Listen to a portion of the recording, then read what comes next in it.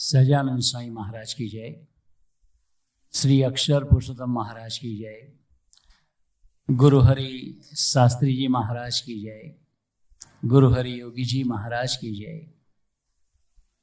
गुरु हरि परम पूज्य हरिप्रसाद स्वामी महाराज की जय जय जय, प्रत्यक्ष गुरु हरि परम पूज्य प्रबोध स्वामी महाराज की जय जय जय, हरि प्रबोधम परिवार की जय जय जय, और आत्मीय युद्ध फोरम के भक्ति उत्सव की भी जय जय जय।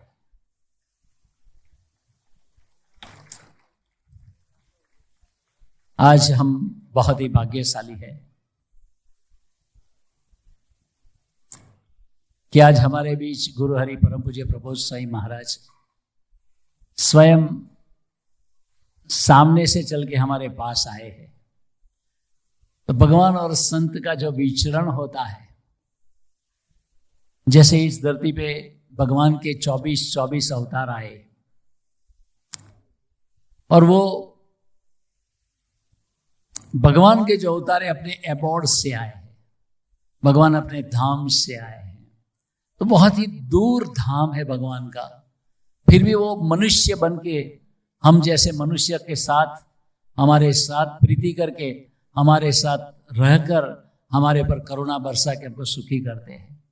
तो एक बार भगवान स्वामीनारायण को पूछा गया कि महाराज आप कहाँ के रहने वाले हैं, कौन है और आपका धाम कहाँ पर है और कितना दूर है।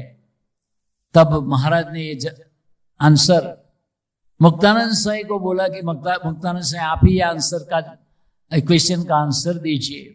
तब मुक्तानंद स्वामी ने एकदम सीधी सादी गांवठी भाषा में समझाया कि 1,00,000 मन लोहे का अगर गोला बनाया जाए और इसको अक्षरधाम से वैसे ही छोड़ दिया जाए तो ये हवा से घिसते घिसते घिसते घिसते जब धरती पर आवे तब रचकन जैसा रचकन बन जाए, इतना भगवान का अक्षरधाम दूर है। तो ये भगवान इतने दूर से आए क्यों आए धरती पर? तो इसका जवाब भगवान स्वामीनारायण ने दिया है कि हम किसी के साथ प्यार करते हैं, किसी का दिया हुआ भोजन अंगीकार करते हैं, किसी का दिया वस्त्र अलंकार ग्रहण करते हैं, किसी का दिया हुआ बेड ग्रहण करते हैं, बैठते हैं, अलग अलग से अच्छे अच्छे व्यंजन भोजन हमको सब भक्त कराते हैं, सब हम अंगीकार करते हैं। लेकिन ये जो सब हम करते हैं वो हमारे सुख के वास्ते नहीं करते, हमारे सुख के लिए नहीं करते हैं, हम भक्तों के सुख के लिए करते हैं। तो ये भक्तों का सुख कौन सा है? तो जैसे हम लोगों ने बहुत अच्छा प्रेजेंटेशन देखा कि भाई जस्ट वन, एक मिस्टेक किया तो माइक टाइसन का क्या हुआ, और एक अच्छे गुरु को सिलेक्ट किया तो स्वामी विवेकानंद जी का क्या हुआ। तो दोनों बहुत ही, राममणि साहब ने हमको बहुत ही चंद क्षणों में बहुत ही हमारा अच्छा प्रेजेंटेशन करके हमारा डेस्टिनेशन क्लियर कर दिया कि हमें क्या करना है, हम बच्चों को क्या करना है, हम परिवार के सभी लोगों को क्या करना है। तो एक ही बात बताई अच्छी तरह से। तो वैसे ही भगवान और संत धरती पे आते हैं तो हम सबको सुखी करने के लिए आते हैं। तो स्वामीनारायण भगवान के समय की बात कर रहा हूं कि भगवान स्वामीनारायण के समय ऐसे 2 युवक थे, वो दोनों ने संकल्प कर दिया, जैसे बताया ना, एंग्जाइटी, लोनलीनेस, डिप्रेशन, स्ट्रेस। तो इस निर्णय का कॉमन डिसीज है अभी। ये प्यून से लेके प्राइम मिनिस्टर तक, लेमैन से लेके महासत्ता तक, जितने लोग भी इसमें आते हैं ना, वो सभी 850 करोड़ लोग, ये 5 शब्द से परे नहीं है। ये पांचों चीज सबके जीवन में आती है। स्ट्रेस भी आता है, नेगेटिव भी आती है, एंग्जाइटी भी आती है, कभी कभी लोनलीनेस, कभी कभी होपलेसनेस, कभी कभी डिप्रेशन। तो ये सब जो होता है इसका कारण है ओवर थिंकिंग भी। तो ये सब चीज हमारे जीवन में अगर नहीं आवे तो हमको क्या करना चाहिए? इसके लिए वो 2 बच्चों ने नक्की कर लिया कि हमको सुसाइड करना है। फिर ये दोनों युवक को बताया, वो ज्यादा उम्र के नहीं थे, 20-22 साल के होंगे। तो सभी लोगों ने समझाया कि मर क्यों रहे हैं? तो एक ने बताया कि मुझे असाध्य रोग हो गया है, इसलिए मेरा शरीर गलता जा रहा है, तो अभी मेरे शरीर में कुछ नहीं बचा है। तो कोई दवा, मेडिसिन, कोई वनस्पति लागू नहीं होती है, इसीलिए मैं वैसे भी तो मरना है, लेकिन रिबा रिबा से के मरूं, इससे अच्छे अपने आप को आत्मसमर्पण करके सुसाइड कर लो। दूसरे को पूछा कि तुमको क्यों सुसाइड करना है? तब दूसरे ने बताया कि मुझे मेहनत करना है, काम करना था, लेकिन बहुत काम ढूंढा तो आज तक मुझे काम नहीं मिला। वो टाइम ऐसा था कि इंडस्ट्रियलाइजेशन वगैरह कुछ नहीं था, 240 साल पहले की बात है। तो कि मैं काम ढूंढ रहा हूं लेकिन काम मुझे नहीं मिला, तो मैं भूखे वैसे ही मर रहा हूं, खाना मुझे मिलता नहीं है, इसीलिए मेरा शरीर वो कम होता रह रहा है और मेरे शरीर में हड्डी बची है, तो इसीलिए वैसे भी तो मैं मरने वाला हूं, इससे अच्छा तो मैं सुसाइड कर लूं। तब बहुत लोगों ने समझाया, फिर नहीं समझे। तब वो गांव में गए थे, एक गांव में, तो एक गांव वाले लोगों ने बताया कि देखो देखो देखो, एक दिन के लिए रुक जाओ, सुसाइड करना है तो 2-4 दिन के बाद करिए। तो कि क्यों? तो क्या हमारे भगवान स्वामीनारायण यहाँ आने वाले हैं, भगवान का विचरण है इसी गांव में। अच्छा, तो इनका आशीर्वाद ले लीजिए, इसके बाद भी अगर आपको प्रॉब्लम नहीं सॉल्व हो तो आप सुसाइड कर लेना। इसलिए वो वेट के लिए तैयार हो गए। तब भगवान स्वामीनारायण दूसरे दिन आए, तो भगवान के पास दोनों को प्रेजेंट किया, तो दोनों ने भगवान स्वामीनारायण के गोद में सर रख के दोनों ही एकदम रोने लगे। अश्रुधारा इनकी आंखों में से बह रही थी, दोनों के आंसू आंखों में से। भगवान स्वामीनारायण ने इसको प्यार दिया, हाथ फिराया, पानी पिलाया। बेटा क्यों रो रहे हैं? क्योंकि भगवान स्वामीनारायण को बताया, महाराज अच्छा हुआ कि आप आ गए सुसाइड के लिए, सुसाइड से पहले तो हमारा कल्याण हो जाएगा, हम तो सुसाइड करने वाले हैं। भाई फिर उस भगवान स्वामीनारायण ने पूछा है क्या प्रॉब्लम? तो एक ने अपना रोग का प्रॉब्लम बताया, दूसरे ने अपना खाने पीने की व्यवस्था का इकोनॉमिक प्रॉब्लम बताया। स्वामीनारायण भगवान ने पूछा कि आपको सुखी होना है? तो दोनों बच्चों ने बुलाया, हाँ सब महाराज सुखी तो होना है। सुखी अगर होना है ना तो हम कहेंगे वो करेंगे। तो क्या हाँ महाराज करेंगे। तो फिर महाराज ने बताया कि 2 चीज करना है आपको। एक, हम बोलेंगे तो एक गांव में छोटा सा मंदिर है हमारा, वहां जाके आप भजन करोगे? बोला हाँ महाराज करेंगे। महाराज ने पूछा कितना भजन करोगे? तो दोनों बच्चों ने बताया कि महाराज वैसे तो मरने वाले हैं, तो मरते दम तक भजन करेंगे, जितना घंटा बोलोगे वे हम करेंगे, जब तक हमारे शरीर में शक्ति रहेगी। फिर भगवान स्वामीनारायण ने दूसरी आज्ञा कह दी कि भाई ये इस गांव में यहाँ से संत लोग हमारे आते जाते रहे, मुक्तानंद स्वामी जी वगैरह परमहंस लोग, तो इनका समागम करोगे जब आएंगे तब? तो हाँ महाराज करेगा, हम लोग करेंगे। दोनों ने कमिटमेंट दे दिया भगवान स्वामीनारायण को। फिर भगवान स्वामीनारायण ने बोला, जाओ 3 महीने के अंदर तेरे को ऐसी वनस्पति मिल जाएगी जो दवाई के रूप में काम लगेगी और लागू हो जाएगी और तुम्हारा शरीर ठीक हो जाएगा। तो उस टाइम का जो डिसीज था वो टीबी था, उस टाइम पे क्योर नहीं हो रहा था। भगवान स्वामीनारायण ने आशीर्वाद दिया तो कोई वनस्पति मिल गया, तो 3 महीने के अंदर इनका शरीर स्वस्थ हो गया। दूसरे को काम मिल गया तो उनका भी काम चल गया, दोनों ही सुसाइड से बचे। तो भगवान और संत हजारों मील दूर से अपने भगवान का आपका अबोर्ड छोड़ के यहाँ आते हैं, तो हम सबको सुखी करने के लिए आते हैं। तो ये जो सभा होती है, जैसे हम लोगों ने, स्वामी विवेकानंद जी ने और रामकृष्ण परमहंस को चुन लिया, बस ते बॉन्क ऑफ द इंडिया बन गए। तो एक छोटी सी उम्र में भारतीय संस्कृति का संदेश पूरी दुनिया को दे दिया 125 साल पहले।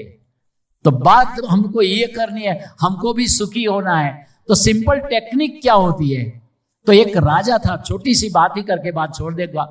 तो एक राजा था, उसने ऐलान कर दिया कि भाई एक बहुत बड़ा शिवाजी पार्क जैसा बड़ा ग्राउंड वो चुना और बताया कि भाई ये समझो कि आज 21 दिसंबर है, तो बोला 25 दिसंबर नाताल के दिन एक ग्राउंड में सभी लोग आ जाइए और जिसको जो चाहिए वो वस्तु उन्होंने पूरे ग्राउंड में रख दी।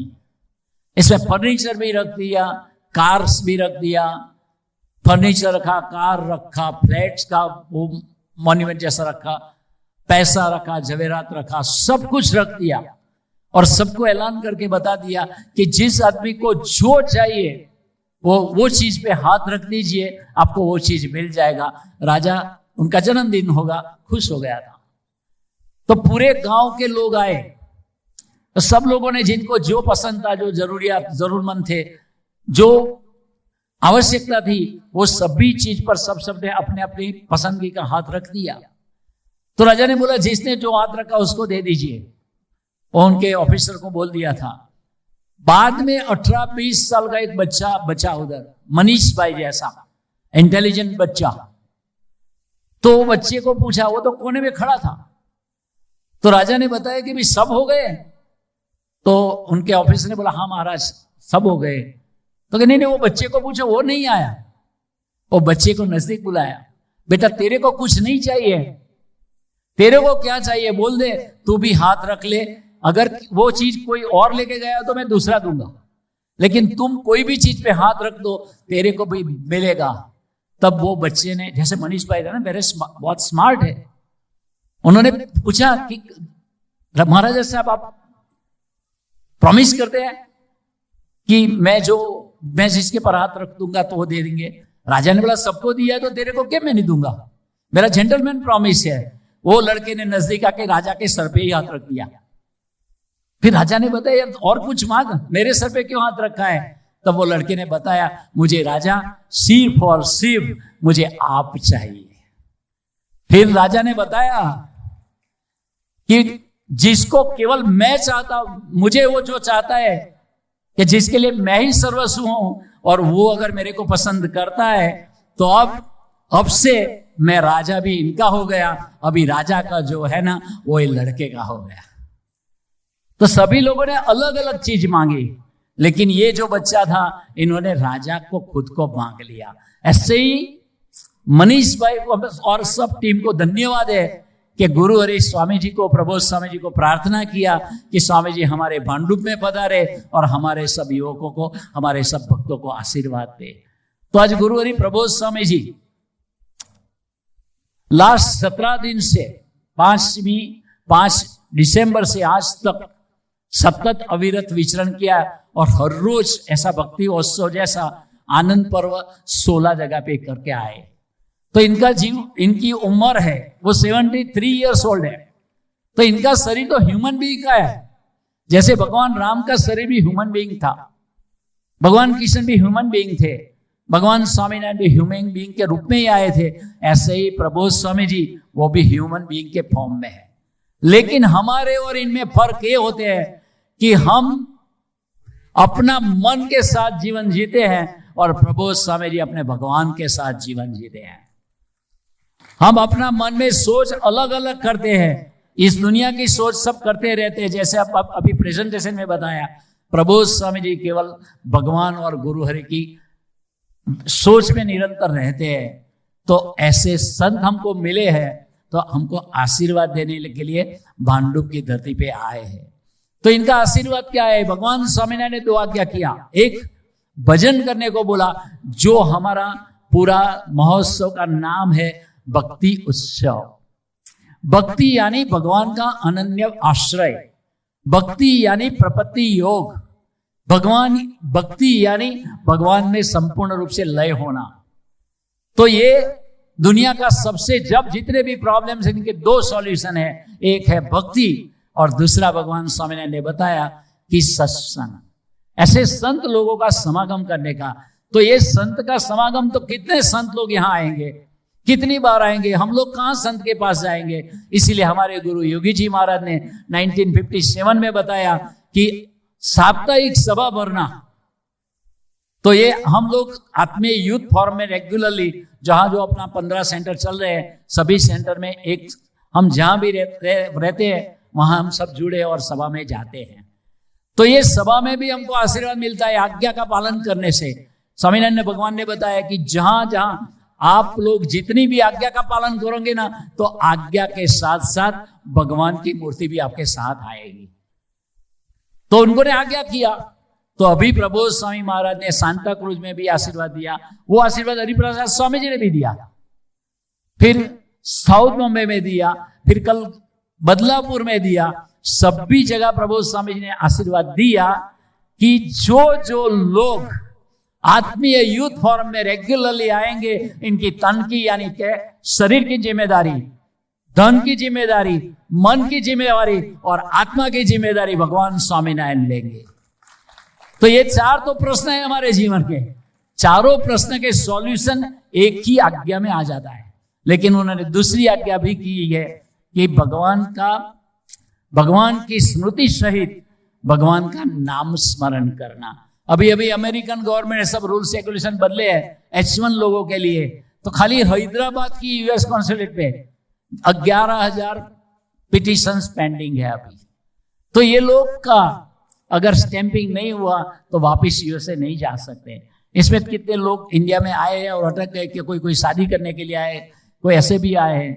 प्रभु स्वामी से प्रार्थना किया कि प्रभु स्वामी जी, हम 2 साल से 5 साल से यूएस में गए, मास्टर डिग्री किया, खर्चा ज्यादा किया, H1 भी हो गया, लेकिन अभी स्टैंपिंग के लिए आया और रूल्स बदल गया और स्टैंपिंग का डेट एकदम पोस्टपोन सब हो गया, 4 महीना 6 महीना, तो हमारा स्टेटस गड़बड़ में हो जाएगा। तो भगवान और संत होते हैं। तो प्रभु स्वामी जी ने बोला चिंता मत करना, आप बहुत ही दिल से भजन करना। आपको जो सुख चाहिए, जो शांति चाहिए, जो पैसे चाहिए, जो स्टेटस चाहिए, सब भगवान का भजन करने से सबको मिल जाएगा, चिंता मत करना। तो ये जो आशीर्वाद है, इस स्वामी जी का आज्ञा का पालन करने से हमको आशीर्वाद मिलते हैं। तो ज्यादा बात नहीं करते हुए एक ही बात करनी है कि मनीष भाई और सब टीम को बहुत बहुत ही धन्यवाद है। मैं मनीष भाई को लास्ट 40 साल से ज्यादा सालों से मनीष भाई के साथ हम लोगों ने सेवा की है, हम लोग साथ में बड़े हुए हैं। तो मनीष भाई का जीवन में एक दिन ऐसा नहीं गया जो उन्होंने सत्संग और भक्ति के लिए सैक्रिफाइस नहीं किया। इनके जीवन में एक दिन ऐसा नहीं जिया, एक दिन ऐसे पसार नहीं हुआ जो सत्संग और भक्ति के लिए उन्होंने टाइम कंट्रीब्यूट नहीं किया है। तो ये मनीष भाई, तो इनके जीवन में कोई स्वार्थ नहीं है।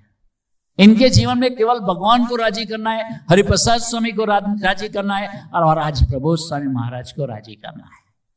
तो मनीष भाई ने जो हमारे लिए जो कितना किया है, तो मनीष भाई ने इतना एफर्ट दिया, तो आज हम लोग प्रभु स्वामी जी के चरणों में बैठे हैं। तो प्रभु स्वामी महाराज, इनका आशीर्वाद हमको मिल जाएगा तो हमारे जीवन में कुछ चीज पाने की बाकी नहीं रहेगी। इस दुनिया में हमको सब कुछ जो चाहिए वो मिलेगा, और शरीर छोड़ने के पहले पहले हमको अनुभूति कराएंगे साथ साथ कि हम देह छोड़ने के बाद वैसे भी भगवान के साथ अक्षरधाम में जाएंगे और वो हस्ती मुखारविंद से जाएंगे। तो ऐसा आशीर्वाद हमको मिलने वाला है। तो आज गुरु हरि के चरणों में प्रार्थना है कि हम लोग सत्संग और भक्ति करते करते, जैसे हम भक्ति महोत्सव मना रहे हैं, तो भक्ति का मतलब होता है भगवान का आश्रय, भगवान का भजन, और साथ साथ में सत्संग का मतलब होता है अच्छे पॉजिटिव इनपुट्स। सत्संग का मतलब होता है संत का समागम। सत्संग का मतलब होता है मनीष भाई जैसे ये लीडर का हम स्वीकार करके जीना। ये 2 चीज हम करते रहेंगे तो महाराज और स्वामी जी हम सबको सर्वांगी सुखी करेंगे। गुरु हरि प्रभु स्वामी जी के चरणों में प्रार्थना, ये दोनों ही चीज हमारे जीवन में कायम के लिए बनी रहे और हमारी यात्रा भगवान की ओर, आपकी ओर निरंतर चलती रहे। ऐसा बल, बुद्धि, शक्ति और आशीर्वाद दे, वही प्रार्थना। सजानंद स्वामी महाराज की जय।